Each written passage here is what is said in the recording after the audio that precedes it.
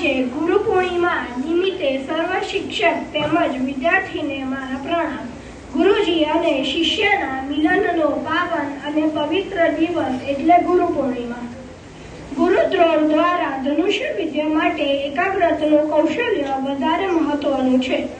તે મહત્વ દર્શાવવા આજે આપણે અર્જુન દ્વારા લક્ષ્ય બરાબર નક્કી કરવું પડે તે નાટક પ્રસ્તુત કરીશું।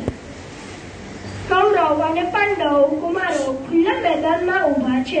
દૂર વૃક્ષ દેખાય છે।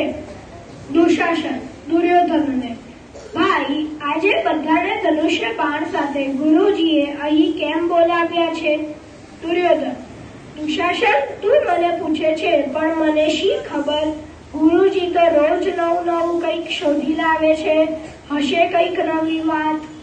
વિકર્ણ, તો મજા આવશે। અર્જુન, વિકર્ણ તારી વાત સાચી છે।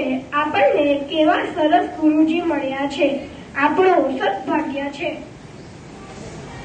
દુશાસન, મને તો ડર છે કદાચ પરીક્ષા તો નહીં લેવાની હોય ને? દીર્ઘતા, હે પરીક્ષા? દુર્યોધન, અને ગુરુજીની પરીક્ષા લેવાની રીત પણ સાવ જુદી હોય છે।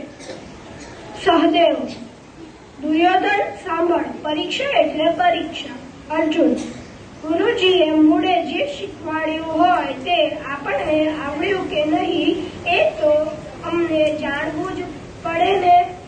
નકુલ, પરીક્ષા હશે તો અર્જુન ભૈયા માટે ખુશ થવાની વાત છે, ખરું ને ભાઈ? યુધિષ્ઠિર, ચાલો હવે હાથ બંધ થઈ જાઓ, ગુરુજી આવી રહ્યા છે। ગુરુ દ્રોણાચાર્ય પ્રવેશ થાય છે। સૌ કુમારો વિનયપૂર્વક પ્રણામ કરે છે। કુમારો એક સાથે, પ્રણામ ગુરુજી। દ્રોણ, પ્રણામ।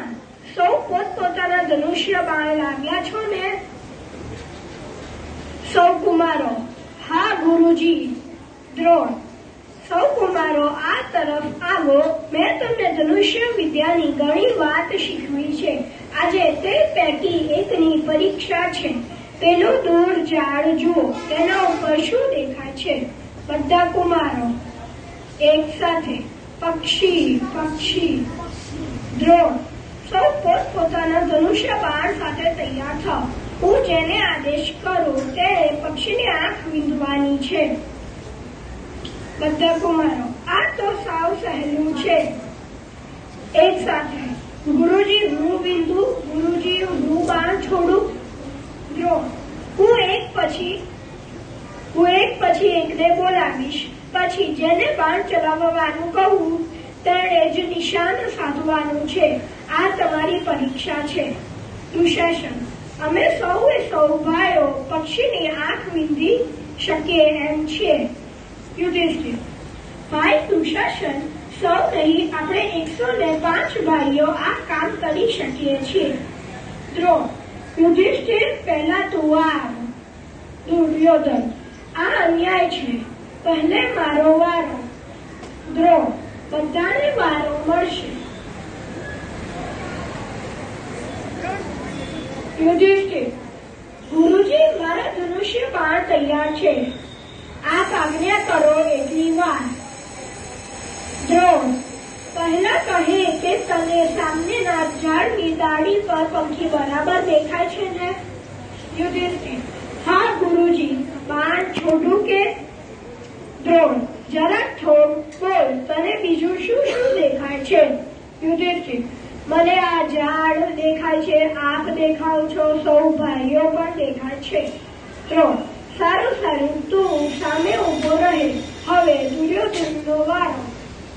દુર્યોધન બાણ ચઢાવી જાય। ગુરુજી આજ્ઞા આપો એટલે પંખીનું માથું વીંધી નાખું। દ્રોણ, અરે ધીરજ રાખ, પહેલા મને કહે તો ખરો, તને પંખી દેખાય છે? દુર્યોધન, હાસ તો, નહીં તો હું કોને બાણ મારવાનો હતો? દ્રોણ, બરાબર, તને ઝાડ, હું અને સૌ કુમારો દેખાય છે? દુર્યોધન, હા બધું ચોખ્ખું દેખાય છે। આપ આજ્ઞા આપો, પછી જુઓ પંખી નીચે આવે છે કે નહીં। દ્રોણ, સારું તું પણ યુધિષ્ઠિર પાસે જા। પછી હવે ભીમનો વારો। ભીમ: ગુરુજી, મને ગદા ચલાવવા દો. માત્ર એક પ્રહારમાં પંખી જ નહીં, આખું વૃક્ષ ભોંય ભેગું કરી દો. દ્રોણ: પહેલા કહે, તને શું શું દેખાય છે? ભીમ: ગુરુજી, મને પંખી દેખાય છે, બધા વૃક્ષો દેખાય છે, વૃક્ષો ઉપરના ફળો પણ દેખાય છે, આખું આકાશ દેખાય છે. અને દ્રોણ: સારું સારું, તું પણ ત્યાં જા. દ્રોણ: દીર્ઘતાલ, તું અહીંયા આવ. બાણ